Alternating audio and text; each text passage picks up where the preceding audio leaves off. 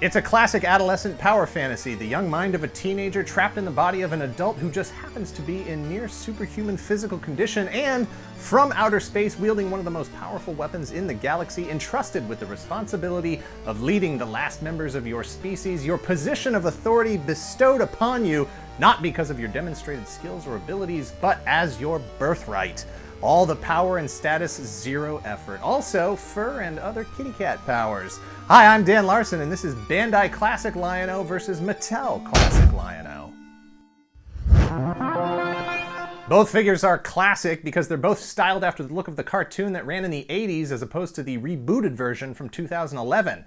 At nearly 8 inches tall at the top of his hair, the Bandai figure doesn't really belong to any scale that collectors are already invested in. It's way too tall.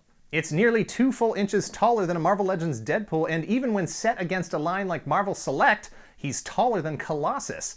This isn't a big deal if you're just looking to pose or display it on its own, or even use forced perspective in your figure photography shots where scale can appear correct depending on your camera angle and the action involved. But it's incompatible with a collection centered on figures in the 6-inch range. The Mattel figure is built using the exact same base as the other figures in the Masters of the Universe Classics line. He's in scale with He-Man and the entire collection of Masters of the Universe Classics figures, as well as your entire Marvel Legends DC Universe Classics and Star Wars Black Series. A bit beefier than his cartoon inspiration and any figure that isn't part of the Masters of the Universe line, sure, but much more appropriate in terms of overall scale. Round 1 goes to Mattel for complementing your already burgeoning 6-inch scale figure collection.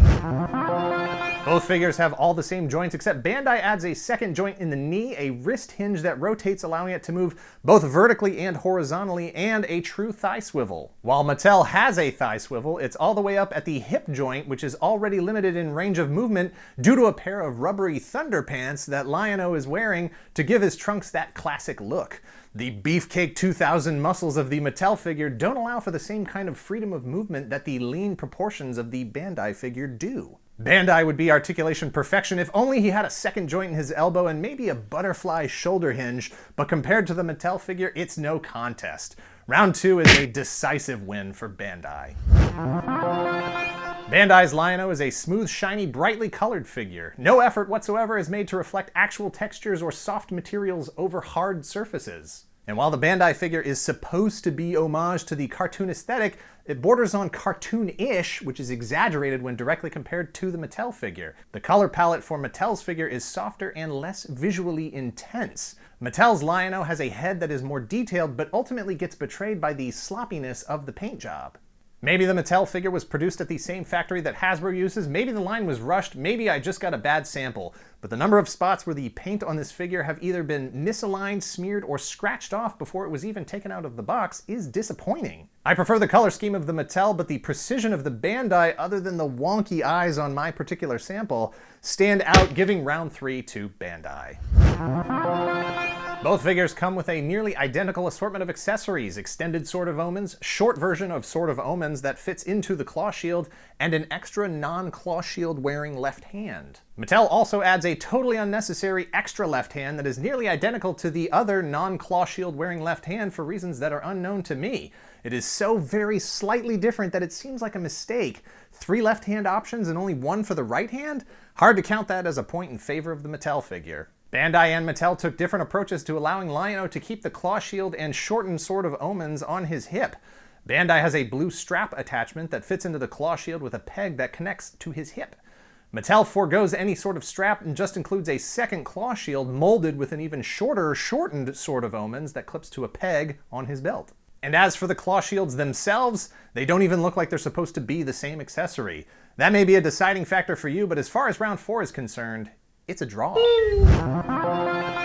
When Bandai released their classic Lion-O figure back in 2011, it was supported by a brand new rebooted Thundercats cartoon, and the potential for an even larger movie project looming in the distance still hasn't happened. For the 8-inch Classics line, they released Lion-O, Tigra, and that's it. Maybe they had plans for more figures at the time, but the line and the animated series didn't do well enough to carry it on to any additional releases.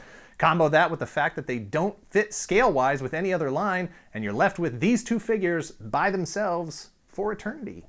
Mattel released Lion-O as the first offering in their 2016 Thundercats Revival line that, when announced, had 5 figures including Lion-O, Jackalman, Pumaira, Panthro, and a subscription-exclusive pre-transformation Mumra, and they snuck in the Thunder Kittens as a San Diego Comic-Con exclusive 2-pack, bringing the potential total releases to 7 figures. 7, not 1 million.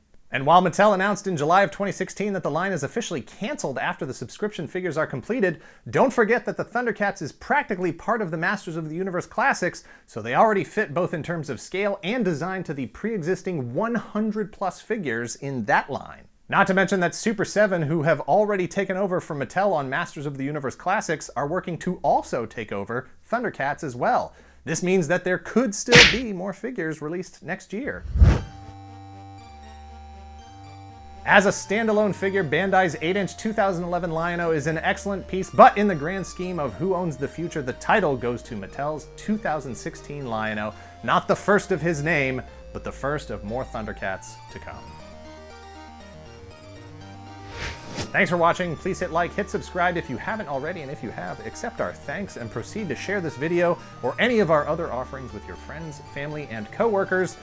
Let us know in the comments below if, like me, you're just waiting for the next best Snarf figure because you were never a big fan of the cartoon. Snarf is whatever I want him to be. My Snarf blows fire, breathes fire, and sounds like James Earl Jones. The teleprompter was moving too slowly. Close enough. Whatever.